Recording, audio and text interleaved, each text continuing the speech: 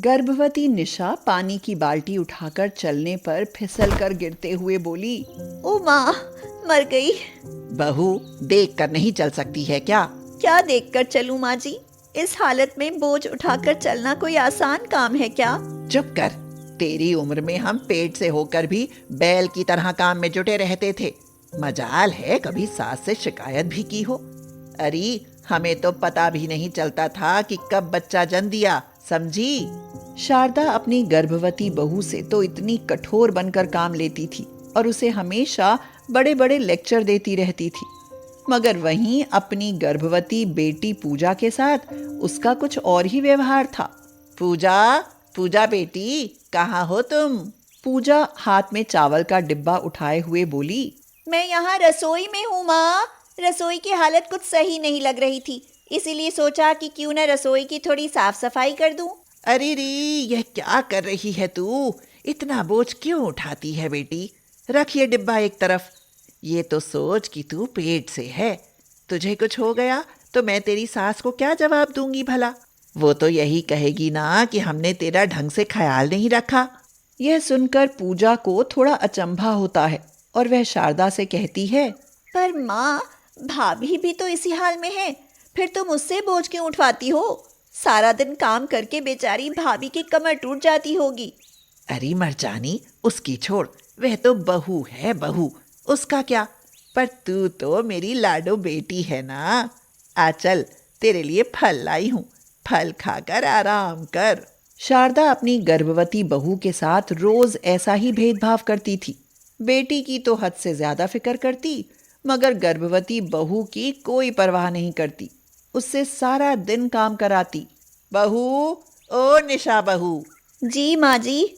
रमेश को दुकान के लिए देर हो रही है, जल्दी से उसका टिफिन तैयार करके दे ना। टिफिन तैयार है माँ जी, बस अभी दे देती हूँ। निशा रमेश को टिफिन देती है तो वह उसकी हालत देखकर कहता है, निशा, ये क्या हाल बना रखा है तुमने? अरे तुम इस घर की बहू हो या नौकरानी? यह सुनकर निशा की आंखों में आंसू आ जाते हैं, मगर वह चुपके से आंसू पोंछ लेती है और नकली हंसी हंसते हुए कहती है, मैं नौकरानी नहीं, आपकी रानी हूँ जी। सुबह शाम थोड़ा काम करती हूँ, फिर सारा दिन आराम ही तो करती हूँ। ये तो बड़ी अच्छी बात है। अच्छा, अब मैं चलता हूँ। रमेश चलने लगता है तो निशा उसे रोकते हुए कहती है, सुनो जी, शाम को आते वक्त मेरे लिए थोड़े अंगूर लेते आना। अरे रोज फल लेकर तो आता हूँ, कल अंगूर भी तो लेकर आया था। तुम खाती नहीं या खाकर भूल जाती हो? मगर तभी शारदा बीच में टपक पड़ती है और कहती है, सारा दिन तो बकरी की तरह चढ़ती रहती है। कल 2 अंगूर पूजा ने खा लिए तो कौन सी बिजली टूट पड़ी? आखिर ननद ही तो है तेरी। यह सुनकर निशा को शारदा पर बहुत गुस्सा आता है और वह मन ही मन कहती है, सास है कि चालू पुड़िया, बेटी को तो सारा दिन भैंस की तरह चराती रहती है और मुझे उसकी चाकरी में लगा कर रखती है, जैसे वो कोई अनोखा बच्चा जनने वाली हो और मैं मामूली चुहिया। निशा ड्राइंग रूम की सफाई करके निकली तो देखा कि शारदा और पूजा एसी की ठंडी ठंडी हवा में बैठकर गप्पे मारने में लगी हैं। निशा को देखते ही शारदा कहती है, बहू, फ्रिज में थोड़े अंगूर रखे हैं, उनसे 1 गिलास जूस तो बन ही जाएगा। जा जल्दी से जूस बना कर ला। माँ, मुझे जूस नहीं पीना, मेरा मन तो खीर खाने का है। तो खीर खा ले बेटी। जा बहू, जल्दी से खीर बना के ले आ। पर माँ जी, मैं तो नहाने के लिए जा रही थी। यह सुनकर शारदा को निशा पर गुस्सा आ जाता है और वह उसे डांटते हुए कहती है, थोड़ी देर बाद नहा लेगी तो मर नहीं जाएगी। जा जल्दी से पूजा के लिए खीर बना कर ला। और सुन, मेरे लिए 1 गिलास जूस निकाल लाना। गिलास भरने के बाद थोड़ा बहुत बच जाए तो उसे तू पी लेना। दिन भर काम करते करते निशा कुछ ज्यादा ही थक जाती है और उसके पेट में कुछ दर्द सा महसूस होने लगता है। पेट में दर्द हो रहा है और थक कर चूर भी हो गई हूँ। अब तो थोड़ा आराम करना ही पड़ेगा। हाय। यही सोचकर निशा अपने कमरे में आराम करने के लिए लेट जाती है और तभी रमेश वहां आ जाता है और पूछता है, क्या बात है निशा, इतनी जल्दी लेट गई? अभी तो किसी ने खाना भी नहीं खाया है। आज पता नहीं क्यों कुछ ज्यादा ही थक गई हूँ जी, और पेट में दर्द भी हो रहा है। डॉक्टर के पास लेकर चलूं क्या? नहीं, वैसा दर्द नहीं है, थोड़ी बहुत देर में अपने आप ही ठीक हो जाएगा। तभी रमेश निशा के माथे को सहलाने लगता है। उसके हाथों की छुअन से निशा का रोम रोम खिल उठता है और वह पूरे शरीर में अजीब सी राहत महसूस करती है। निशा मन ही मन सोचती है, काश पति की तरह सास भी मुझे इतना ही प्यार करती तो ससुराल मेरे लिए स्वर्ग बन जाता। क्या सोच रही हो निशा? कुछ नहीं सोच रही जी। तो फिर खूब हंस हंस कर रहा करो ताकि हमारा बच्चा पेट में ही हंसना सीख जाए, वरना रोनी और उदासी सूरत लेकर पैदा होगा। यह कहकर रमेश हंसने लगा, मगर तभी शारदा की आवाज सुनाई देती है।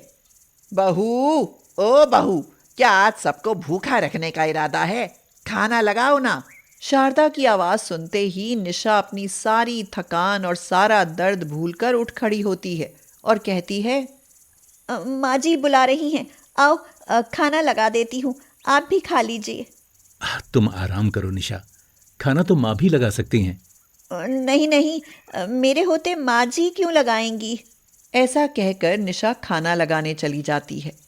समय बीतता जाता है और एक दिन घर की साफ सफाई करते हुए निशा अचानक से फिसलकर गिर जाती है। ओई माँ, मर गई। निशा का ससुर रामेश्वर जैसे ही उसे गिरते देखता है तुरंत चिल्ला उठता है, अरे शारदा, पूजा बाहर आओ, देखो तो बहू अचानक से गिर पड़ी है। रामेश्वर की आवाज देने पर शारदा और पूजा अपने कमरे से बाहर आती हैं और तभी रमेश भी वहां आ जाता है। क्या हुआ बहू को? अचानक से पैर फिसला और धड़ाम से गिर पड़ी। अरे अब देखते क्या हो, जल्दी से बहू को अस्पताल लेकर जाओ। निशा की हालत देखकर डॉक्टर कहती है, देखिए आपकी बहू बहुत कमजोर है, लगता है कि आपने उसके खाने पीने का ठीक से ख्याल नहीं रखा। ऐसी बात नहीं है, घर में खाने पीने की कमी तो है नहीं। खैर छोड़िए, आप ये बताइए कि बहू और उसके पेट में पल रहा बच्चा ठीक तो है ना? अभी मैं कुछ नहीं कह सकती, सब भगवान के भरोसे है। यह सुनकर शारदा खुद को कोसने लगती है। बेटी के मुंह में पड़कर मैं ये कैसी भूल कर बैठी। बहू भी तो बेटे की वंशबेल चलाती है। बहू, इस हालत की जिम्मेदार मैं ही हूँ। तुमने बहू का अच्छे से ख्याल रखा होता तो आज ये नौबत ना आती शारदा।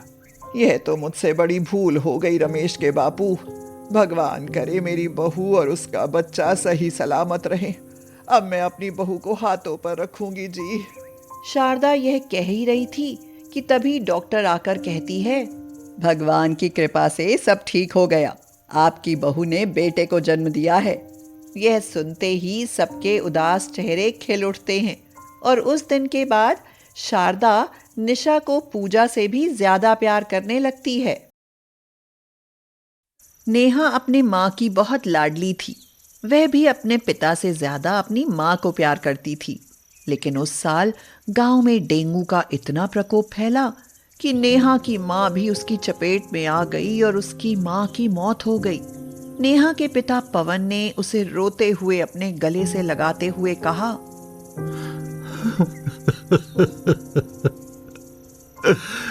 मेरी बच्ची, अब तेरा क्या होगा? माँ के बिना तू एक पल नहीं रहती थी, लेकिन अब सारी जिंदगी कैसे रहेगी मेरी बच्ची? नेहा की बुआ बोली, भैया, ये 7 साल की बच्ची है, अभी इसे क्या पता कि क्या हुआ है। आपको दूसरी शादी करनी पड़ेगी, वरना ये बच्ची अकेली कैसे रह पाएगी। एक बेटी को सबसे ज्यादा माँ की जरूरत होती है, बाकी तुम समझ सकते हो। कुछ दिन गुजरे। पवन को समझ आ गया था कि नेहा को माँ की बहुत जरूरत है, इसलिए उसने उर्मिला से शादी कर ली। नेहा खुश होकर कहती है, आप मेरी नई माँ हो ना? हाँ, मैं नई हूँ तो। और सुन, मेरे सामने बिल्कुल शैतानी करने की जरूरत नहीं है, वरना मार पड़ेगी। हाँ। उर्मिला ने शुरुआत में ही नेहा को आंखें दिखानी शुरू कर दी। पवन के काम पर जाने के बाद वह नेहा के साथ बहुत बुरा बर्ताव करती। उसे खाने के लिए सिर्फ 1 रोटी देती। नेहा कहती, माँ, 1 रोटी में पेट नहीं भरता, 1 रोटी और दो ना। कौन सा तुझे हल चलाना है? शुक्र कर मैं 1 रोटी दे रही हूँ। मेरा वश चले तो तुझे भूखा मार दूँ। अपनी माँ मर गई, सौतेली ने जीना मुश्किल कर दिया। फिर भगवान ने उस बच्ची के साथ ऐसा बुरा किया कि उसकी तो जिंदगी बिखर गई। एक सड़क दुर्घटना में पवन की भी मौत हो गई। नेहा तो अनाथ हो गई। कुछ दिन तो रोने पीटने में गुजर गए। कोई नेहा के नसीब को दोष देता तो कोई उर्मिला के। उस समय उर्मिला की माँ आई हुई थी। नेहा ने उन्हें बात करते हुए सुना। वह कह रही थी, सुन उर्मिला, तेरा अब क्या है यहाँ? ये लड़की है, इसे किसी के पास छोड़ और ये घर मकान बेचकर चल यहाँ से। ऐसे अकेले जिंदगी थोड़ी ही ना कटेगी। लड़का होता तो तुझे कमा कर खिलाता, ये तो तुझ पर बोझ बनकर ही रहेगी। हाँ माँ, मैं सारी जिंदगी इसे नहीं झेल सकती। कौन सी ये मेरी सगी बेटी है? जिसकी थी जब वही नहीं रहा तो इसका और मेरा क्या रिश्ता? मैंने इस घर का सौदा पटवारी से कर लिया है। 1-2 दिन में वो पैसे दे देगा और हम फिर यहाँ से चले जाएंगे। नेहा उनकी बात सुनकर डर गई। उसे अकेले रहने का डर सताने लगा। वह अब न सोती थी और न खाती थी। एक रात उर्मिला उसे रात में सोते हुए छोड़कर चली गई। सुबह पटवारी ने आकर घर पर कब्जा कर लिया और नेहा को घर से निकाल दिया। नेहा भूखी प्यासी भटकती रही। रास्ते में उसे एक गाड़ी वाले ने टक्कर मारी और उसके सिर में गहरी चोट लगी और उसका मानसिक संतुलन बिगड़ गया। वह पागल हो गई। वह खुद ही बोलती रहती, कभी हंसती, रोती, पता नहीं क्या क्या अनाप शनाप बोलती रहती है। पागलपन में वह अपने गांव से बहुत दूर निकल गई। वो देखो, वो लोग मेरी तरफ आ रहे हैं। मैं इन सबको मारूंगी। मैं इन सबको चूहा बना दूंगी। सामने दुकान वाला बोला, ए पागल लड़की, अरे क्या बड़बड़ा रही है? ले बिस्किट खा ले, ले ले। तू है पागल? देख, ये जो चल रहे हैं ये सब पागल हैं। बिस्किट का पैकेट हाथ में लेकर वह अपने बालों को मुंह से फूंक मारकर पैरों से धूल उड़ाती चली गई। उसका दिन यूं ही घूमते हुए कट जाता था। कोई ना कोई उसे खाने के लिए कुछ ना कुछ दे ही देता। रात के समय वह शनि मंदिर के पेड़ के नीचे जाकर लेट जाती थी। यहाँ उसे सब पागल के नाम से ही जानते थे। कभी उसे बच्चे परेशान करते, कभी उसे आते जाते लोग पागल कहकर चिढ़ाते। जब नेहा ज्यादा परेशान हो जाती तो खुद के बाल नोचने लगती, अपने हाथों पर काटने लगती या फिर परेशान करने वालों के पीछे दौड़ने लगती। एक बार 2 दंपत्ति अपने 2 महीने के बच्चे को लेकर वहां से गुजर रहे थे। पागल नेहा भी वहीं घूम रही थी। तभी वहां बंदरों का एक झुंड आया और बच्चे को झपट कर ले गया। तभी बच्चे की मां नीलम जोर से चिल्लाई, मेरा बच्चा, कोई मेरे बच्चे को बचा लो। बच्चे का पिता रवि उसके पीछे दौड़ा, लेकिन बंदर उसकी तरफ भी झपटने लगे, जिससे वह डर के मारे पीछे हट गया। बंदरों ने बच्चे को एक घर की छत पर रख दिया और उसके चारों तरफ उसे घेर कर बैठ गए। नेहा ये सब बड़ी उत्सुकता से देख रही थी। बच्चा बहुत तेज रो रहा था। चारों तरफ चीख पुकार होने लगी। लोग कहने लगे, अरे ये बंदर बच्चे को कहीं उठा कर ना ले जाए, कहीं इसे छत से ना गिरा दे, अरे कहीं से काट ना ले। मुझे भी वो बच्चा लेना है, मैं उससे खेलूंगी। ओ बंदर, इसे नीचे फेंक, ये मेरा है। रवि और नीलम गुस्से से नेहा को घूरने लगे। वहां खड़े लोग बोले, अरे भैया इसे ऐसे मत देखो भाई, ये लड़की पागल है, कुछ भी बोलती है। नेहा बोलते बोलते बंदरों के पास पहुंच गई। उसने बंदरों को वहां पड़े एक डंडे से मारा। एक बंदर ने उसके पैर में काट लिया, लेकिन वह फिर भी उनसे लड़ती रही और बंदरों को भगा दिया। वह बच्चे को गोद में उठाकर चूमने लगी और कहने लगी, तू मेरा है, अब तू मेरे साथ खेलना, मैं तुझे किसी को नहीं ले जाने दूंगी। सब लोग डर गए कि ये पगली कहीं बच्चे को नीचे ना फेंक दे। बंदरों के जाते ही सब लोग बच्चे की तरफ दौड़े। एक आदमी बोला, वाह, पागल लड़की ने बच्चे को बचा लिया भाई। ये लड़की पागल कैसे हो सकती है जो यहाँ खड़े होकर तमाशा देखते रहे। मैं और मेरे पति भी अपने बच्चे की रक्षा नहीं कर पाए, इस लड़की ने कर दिखाया। फिर ये लड़की पागल कैसे हुई? लाओ, मेरा बच्चा मुझे दे दो। नेहा उसे अपनी छाती से लगाती हुई बोली, नहीं, ये मेरा है, मैं इसे किसी को नहीं दूंगी। नीलम ने देखा कि उसके पैर से खून निकल रहा था। वह बोली, चलो ठीक है, तुम इसे अपनी गोद में रखो और हमारे साथ डॉक्टर के पास चलो, मैं तुम्हारी पट्टी करा देती हूँ। नेहा बच्चे को गोद में लेकर नाचती उछलती हुई उनके साथ चली गई। डॉक्टर के पास से वो उसे अपने घर ले गए। सब लोग कहने लगे, अरे इस पागल लड़की को अपने घर क्यों ले जा रहे हो? ये तुम्हारे बच्चे को मार डालेगी। कैसी बात करते हैं आप लोग? जिसने अपनी जान पर खेलकर मेरे बच्चे की जान बचाई है, वह मेरे बच्चे की जान कभी नहीं ले सकती। नेहा उस बच्चे को बहुत प्यार करने लगी।